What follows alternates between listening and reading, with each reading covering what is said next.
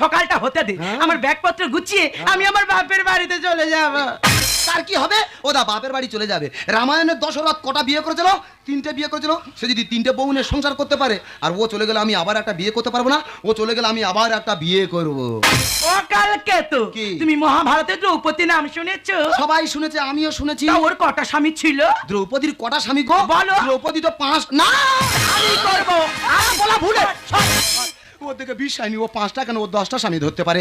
তবে দাদা হ্যাঁ, 4 থেকে 5 ফুটের মেয়েরা যদি লাল নাইটি পরে দাঁড়ায়, দূর থেকে দেখলে মনে হবে শালা গ্যাস সিলিন্ডার বসানো হয়। কি?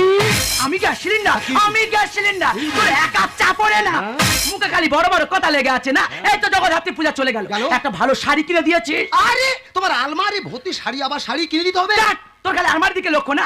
মেয়েরা যদি একটা নতুন শাড়ির পাট ভেঙে দেয়, সে শাড়ি কি আর নতুন থাকে? তাছাড়া ওইসব শাড়ি আমি পরে ফেলেছি, গ্রামের লোক তো সব দেখে ফেলেছে।